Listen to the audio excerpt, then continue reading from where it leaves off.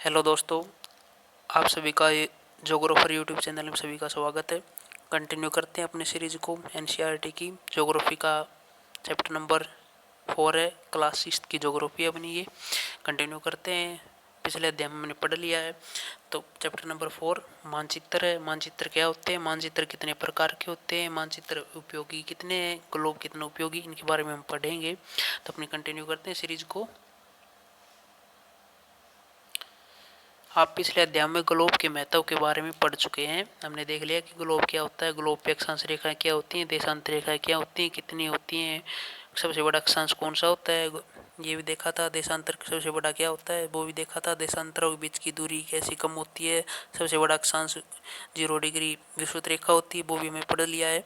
तो अब अपने आगे कंटिन्यू करते हैं। ग्लोब के साथ साथ अब मानचित्र के बारे में अध्ययन करेंगे। आप पिछले अध्याय में ग्लोब के महत्व के बारे में पढ़ चुके हैं। ग्लोब में अध्ययन की कुछ सीमाएं होती हैं, यानी कि ग्लोब पर हम क्या होता है कि अध्ययन तो कर पाते हैं लेकिन एक स्पेसिफिक जगह का अध्ययन नहीं कर पाते। कहना यह चाहता है कि ग्लोब में क्या होता है कि अध्ययन की कुछ सीमाएं होती हैं। अध्ययन करना चाहते हैं तो तब ग्लोब हमारे लिए काफ़ी उपयोगी साबित होता है। यानी क्या कह रहे हैं, जब हम पूरी पृथ्वी का अध्ययन करते हैं तब हमारे लिए क्या होता है, ग्लोब क्या होता है, उपयोगी साबित होता है। यानी ग्लोब ये सबसे पहले तो हमें जानना चाहिए ग्लोब क्या होता है। ग्लोब क्या होता है, पृथ्वी का एक आवासीय प्रारूप होता है जो 3D होता है, यानी 3 डायमेंशन का होता है, जो हमें क्या करवाता है कि आभास दिलाता है कि पृथ्वी कैसी दिखाई देती है, कैसी है। तो क्या है, पृथ्वी क्या है, एक आभासी प्रारूप है किसका, पृथ्वी का समाल रूप, छोटा रूप है। लेकिन जब हम पृथ्वी के केवल एक भाग जैसे अपने देश के बारे में, राज्य के बारे में, जिलों में, शहरों में, गांव के बारे में अध्ययन करना चाहते हैं तो हमारे लिए उतना उपयोगी साबित नहीं होता। क्या नहीं होता, ग्लोब इतना उपयोगी साबित नहीं होगा। जब हम अपने देश, राज्य, किसी शहर, किसी सिटी के बारे में जानना चाहेंगे ना, ग्लोब पर देखेंगे तो ग्लोब पर वहाँ पे उनकी जानकारी नहीं मिलेगी। ग्लोब केवल क्या दिखाता है, महाद्वीप दिखा देगा, महासागर दिखा देगा, अक्षांश रेखाएं दिखा देगा, देशांतर रेखाएं दिखा देगा, नॉर्थ पोल, साउथ पोल, ये चीज़ें दर्शा सकता है। लेकिन ऐसे नहीं दिखाएगा कि यदि हम अपने किसी स्पेसिफिक राज्य या राज्य में भी कोई ऐसी जगह छोटी देखेंगे तो वहाँ पे उसकी जानकारी नहीं मिलेगी। ग्लोब क्या है, सिर्फ एक पृथ्वी का आभासी रूप है। पृथ्वी की कुछ को जानकारी दे सकता है कि इस क्षेत्र में पानी है, इस क्षेत्र में सतलखंड है, इस क्षेत्र में क्या है, तो जानकारी दे सकता है। ऐसी स्थिति में हम मानचित्र का उपयोग करते हैं। यानी किस चीज़ का प्रयोग करेंगे, अब हमें किसकी जरूरत पड़ेगी, किसी स्पेसिफिक जगह का अध्ययन करने के लिए मानचित्रों की आवश्यकता पड़ेगी। मानचित्र पृथ्वी की सतह या इसके एक भाग जैसे पैमाने के माध्यम में चपटी सतह पर खींचा गया एक चित्र। यानी क्या कह रहा है कि मानचित्र पृथ्वी की सतह या इसके एक भाग का पैमाने के माध्यम से चपटी सतह पर खींचा गया एक चित्र। यानी पृथ्वी का क्या होता है कि कोई ऐसी जगह होती है उसका मापन लेके, और हमारा जो मैप, जो मैंने शीट ले रखी उसका मापन लेके उसका अनुपात करके खींचा गया एक चित्र होता है। अब जैसे हम पृथ्वी के किसी एक भाग के बारे में जानकारी चाह रहे हैं तो उसकी दूरी देख लेते हैं कि हम कितनी किलोमीटर की लंबाई चौड़ाई ले रहे हैं। जो हम उस चित्र मतलब हमारा जो पेज है, जो हमारा चित्र होगा उस पर खींच रहे, और चित्र की लंबाई ले लेते हैं कि हम इतनी अनुपात में दर्शाएंगे, ये दिखाएगा। तो मतलब क्या होता है, मानचित्र पृथ्वी की सतह या इसके भाग का पैमाने के माध्यम से चपटी सतह पर खींचा गया एक चित्र है। लेकिन एक गोलाकार सतह पूरी तरह चपटा करना असंभव होता है। नहीं, जब कोई चीज़ गोलाकार होती है तो उसका करना क्या करना है, हम यदि बिल्कुल ही सपाट करना चाहिए, चपटा करना चाहिए तो ये संभव नहीं होता। मानचित्र हमारी विभिन्न जरूरतों के लिए आवश्यक है। यानी क्या करें, मानचित्र हमारी आवश्यकताओं के लिए बहुत जरूरी है। कुछ मानचित्र एक छोटे क्षेत्र को और कुछ तथ्यों को दर्शाते हैं। दूसरे मानचित्र एक बड़ी किताब की तरह तथ्यों को हो सकते हैं। जब बहुत से मानचित्र एक साथ रख दिया जाते हैं तो उन्हें एटलस बन जाती है। एटलस यानी जब हम बुक डिपो पूछे ना एटलस, तो एटलस क्या होती है, मानचित्रों के समूह की एक बुक होती है जिसमें भिन्न भिन्न प्रकार के मानचित्र, और प्रत्येक मानचित्र अपने अपनी विशेषताओं के साथ दिखाए जाते हैं। एटलस विभिन्न प्रकार तथा अलग अलग पैमाने से खींची गई मापों पर आधारित होती है। यानी प्रत्येक माप देखें ना एटलस में, तो एटलस में विभिन्न प्रकार के मापन होंगे, उसमें विभिन्न प्रकार के मानचित्र होंगे जो पॉलिटिकल भी होंगे, राजनीतिक भी होंगे, जिसमें देशों की सीमाओं के बारे में अध्ययन होगा। बहुत से ऐसे होंगे जो पहाड़ों को दर्शाएगा, बहुत से ऐसे दिखाई देंगे मानचित्र जो किसी एक स्पेसिफिक जगह की विशेषता को दिखाएगा, चाहे वो वेजिटेशन को, चाहे वो किसी क्षेत्र की हो तो मानचित्र हमें एटलस में देखने को मिल जाते हैं। मानचित्र से ग्लोब की अपेक्षा हमें ज़्यादा जानकारी प्राप्त होती है, यानी क्या करेंगे, मानचित्र से हमें ग्लोब की अपेक्षा ज़्यादा जानकारी प्राप्त होती है। ग्लोब में हमें कम जानकारी मिलती है, जबकि मानचित्र में किसी जगह की स्पेसिफिक जानकारी अच्छी तरह पता चल जाता है। मानचित्र विभिन्न प्रकार के होते हैं, जिनमें कुछ का निर्माण वर्णित किया गया है। मानचित्र पृथ्वी की प्राकृतिक आकृति जैसे पर्वतों, भौतिक मानचित्र यानी हमारे क्या होंगे, फिजिकल मैप क्या होते हैं कि पृथ्वी की प्राकृतिक आकृतियां जैसे पर्वत, पठार, मैदान, नदियों, महासागरों इत्यादि को दर्शाने वाले मानचित्र क्या कहलाते हैं, भौतिक या ऊंचावच मैप मानचित्र कहलाते हैं। ये क्या कहते हैं, फिजिकल मैप बोलते हैं इंग्लिश में से। क्या होते हैं कि जो पृथ्वी की जो आकृति है ना, जैसे पहाड़ हो गई, पर्वत हो गई, पर्वत, पठार, मैदान, नदियाँ हो गई, इन महासागर आदि के बारे में क्या दिखा जानकारी देंगे कि ये पहाड़ इतना कितना लंबा है, पठार है वो कितने क्षेत्र में फैला हुआ है, पठार में किन किन मिनरल्स पाए हुए हैं, पठार कितने किस किस चीज़ के लिए उपयोगी है, तो ये क्या दिखाएंगे, भौतिक मानचित्र में पता चलेगा हमें।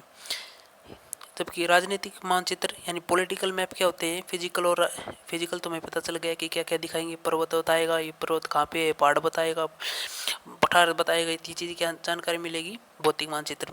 राजनीतिक मानचित्र में क्या होता है कि राज्यों, नगरों, शहरों और गांवों और विश्व के विभिन्न देशों, राज्यों तथा उनकी सीमाओं को दर्शाने वाले मानचित्र को राजनीतिक मानचित्र, यानी क्या कह रहा है कि राजनीतिक मानचित्र में केवल हम किसी क्षेत्र को, चाहे वो गांव हो, चाहे वो शहर हो, चाहे वो नगर हो, कोई राज्य हो, चाहे वो देश हो, उसकी केवल बाउंड्री के बारे में ही जानकारी बताएगा कि ये क्षेत्र इतने एरिया में फैला हुआ है और इसकी ये सीमाएं हैं।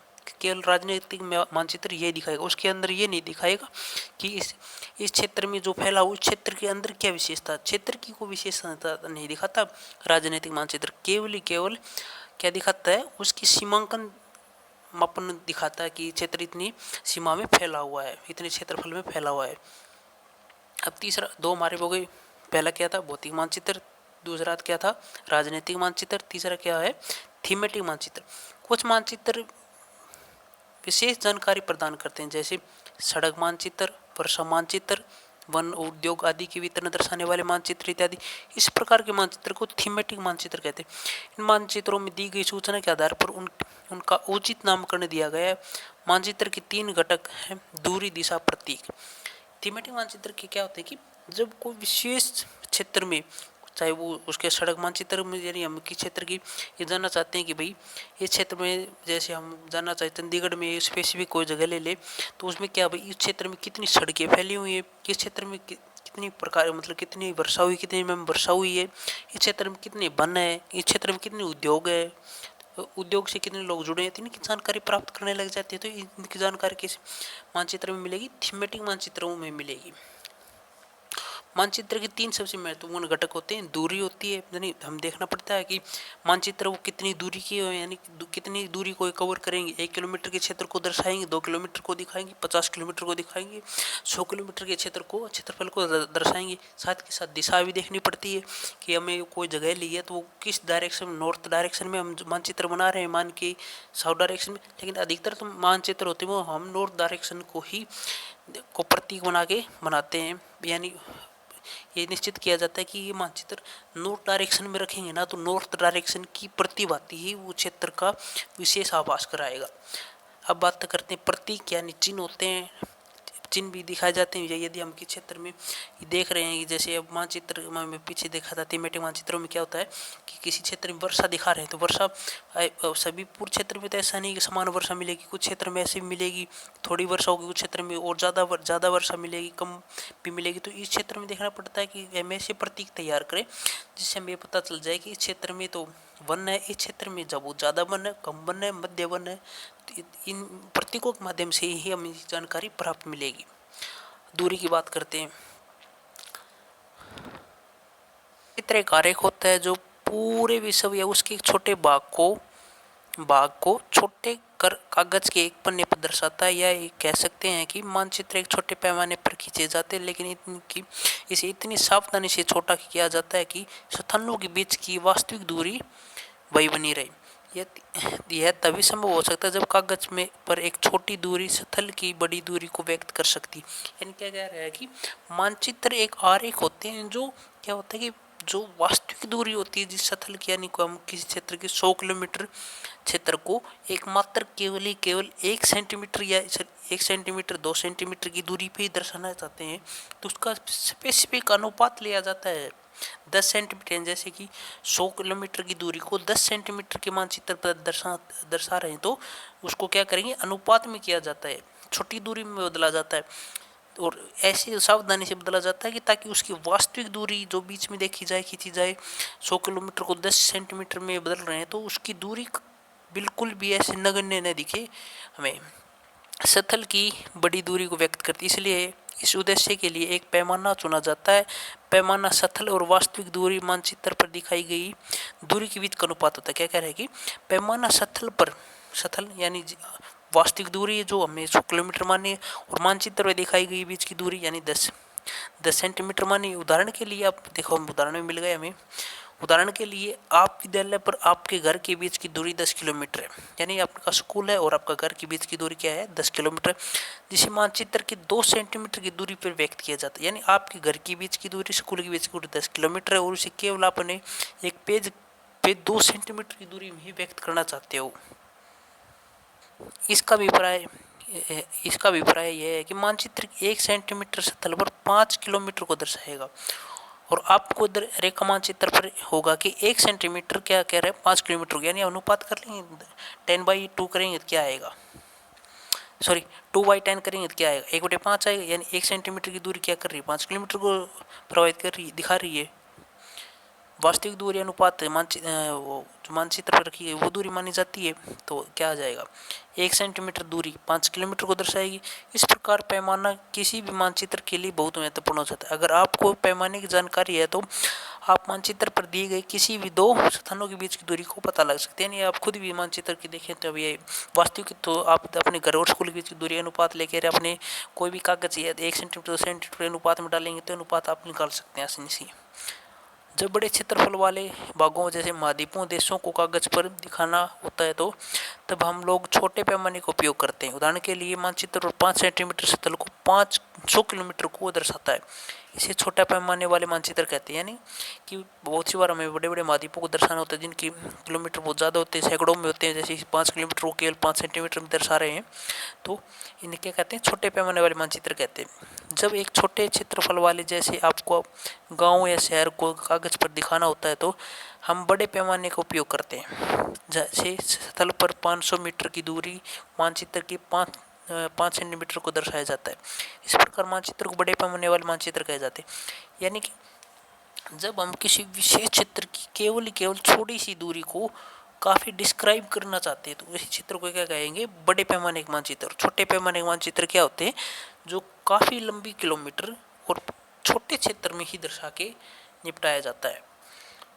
ये बड़े पैमाने वाले मानचित्र छोटे पैमाने वाले मानचित्र की अपेक्षा अधिक जानकारी क्या कह रहा है कि बड़े पैमाने वाले मानचित्र होते हैं ना, बड़े पैमाने वाले मानचित्र छोटे पैमाने वाले मानचित्र की अपेक्षा अधिक जानकारी, क्योंकि बड़े पैमाने वाले क्या होगा, उसे 500 मीटर की दूरी केवल 5 सेंटीमीटर दर्शा रहा है और जबकि 500 किलोमीटर की दूरी 5 सेंटीमीटर पे दिखा रहा है छोटे पैमाने वाले। तो ऐसे ही होगा इसका। हम इसमें देखिए थीमेटिक मैप शायद है ये हमारा, इस मानचित्र में देख सकते हैं ये गांव का नक्शा है, इसमें खेतों का मैदान, विद्यालय, कुआं, इसमें प्रतीक भी देख सकते हैं। मैंने बताया था प्रतीक क्या चीज़ होती है, कुआं के लिए ब्लैक, विद्यालय के लिए रंग कैसा यूज किया गया है, खेतों के लिए कैसी रंग यूज किया है, सामुद्रिक केंद्र के लिए, पेड़ के लिए कैसा रंग है, तो ये क्या चीज़ होंगी। पैमाना देखो ये रहा, क्या कह रहा है कि 1 सेंटीमीटर की दूरी 10 मीटर को प्रति मतलब दर्शाएगी, 10 मीटर की दूरी को दर्शाएगी 1 सेंटीमीटर। यदि इस मैप को हम 1 सेंटीमीटर मापेंगे ना तो क्या दूरी दिखाएगा, 10 मीटर की दूरी को दर्शाएगा। देख सकते हैं हम 0, 10 यानी 1 सेंटीमीटर, 2 सेंटीमीटर, 3 सेंटीमीटर, 4 सेंटीमीटर, 5, 6। यदि 5 पे आएंगे तो क्या दिखा देगा, 50 मीटर की दूरी को दर्शा देगा।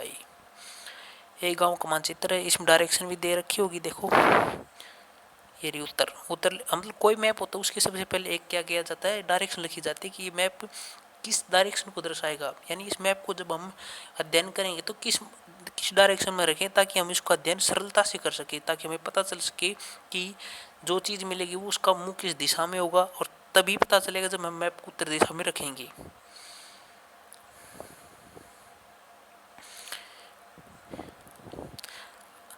दिशा अधिकतर मानचित्रों पर ऊपर दाहिनी तरफ तीर का निशान बना होता है, जिसके ऊपर अक्षरों में उत्तर यानी नॉर्थ लिखा होता है।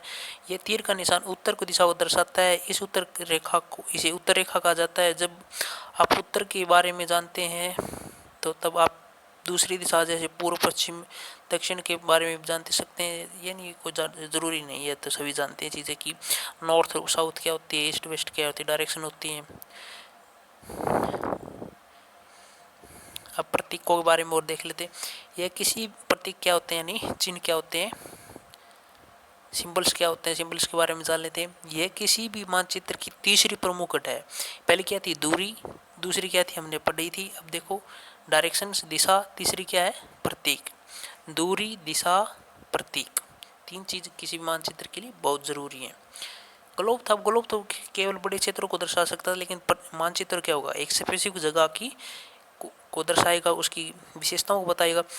यह किसी भी मानचित्र की तीसरी प्रमुख घटक है। किसी भी मानचित्र पर वास्तविक आकार एवं प्रकार की विभिन्न आकृतियां जैसे भवनों, क्या कह रहा है कि यह किसी भी मानचित्र की तीसरी प्रमुख घटक है, यानी किस क्या प्रतीक सिंबल होते हैं। किसी भी मानचित्र पर वास्तविक आकार एवं प्रकार में विभिन्न आकृतियां जैसे भवनों, सड़कों, पुल, वृक्षों, रेल की पटरियों और कुएं दिखाना संभव नहीं होता।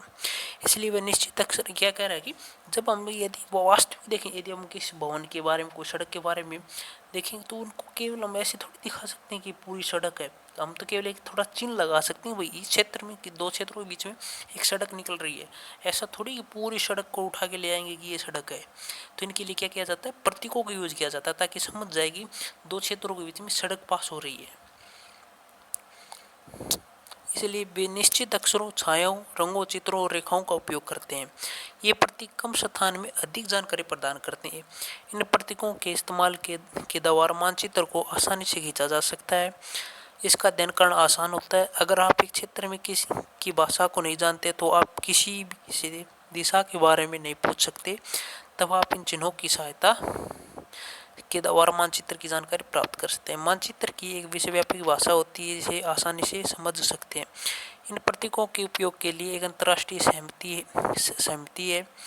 ये रूढ़ प्रतीक कहते हैं। कुछ रूढ़ प्रतीक चित्र 4.3 में दर्शाया गया है, यानी 4.3 ये देखो क्या होता है कि बड़ी लाइनें, मीटर गेज, रेलवे स्टेशन, ये क्या होती हैं, इनको प्रतीक होते हैं। पक्की कच्ची सड़कों के लिए ऐसे चिन्ह होते हैं। सीमा, अंतर्राष्ट्रीय सीमा, राज्य सीमाओं के लिए ये चिन्ह होते हैं। कुओं के लिए हमारे ये चिन्ह होते हैं। कुओं के लिए क्या होंगे, ऐसे चिन्ह होंगे, ब्लैक सा डॉट होगा। तालाब के लिए नीला सा पानी का कोई क्षेत्र होगा। मस्जिदों के लिए, मंदिरों के लिए क्या होंगे, ये होंगे। पोस्ट ऑफिस, टेलीफोन के लिए ये चीज़ें या ये साइन यूज होंगे। बस्ती, कब्रिस्तान के लिए ये होगा।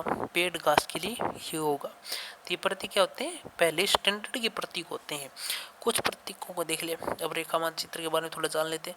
रेखा चित्र क्या होता है, रेखा चित्र एक आरेख है जो पैमाने पर आधारित न होकर यथावत और स्थानीय प्रेक्षण पर आधारित है। यानी क्या रेखा चित्र और मानचित्र में क्या अंतर है कि रेखा चित्र क्या होता है, इसके लिए कोई पैमाना निश्चित नहीं होता, मतलब मापन नहीं होता कि ये दूरी इस क्षेत्र को कितनी दूरी को कवर करेगी।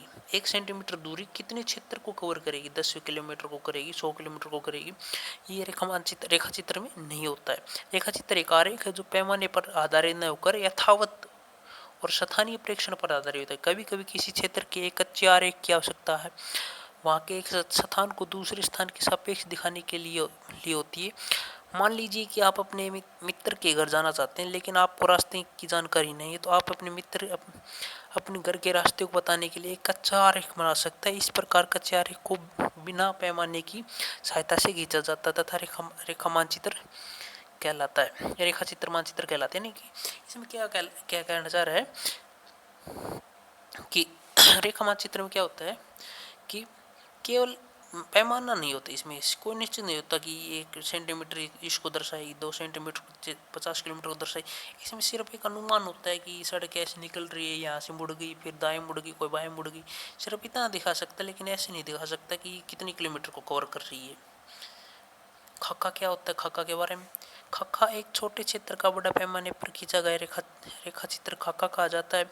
खक्का क्या होता है कि एक छोटे क्षेत्र को बड़े पैमाने पर खींचा गया रेखा चित्र खक्का कहा जाता है।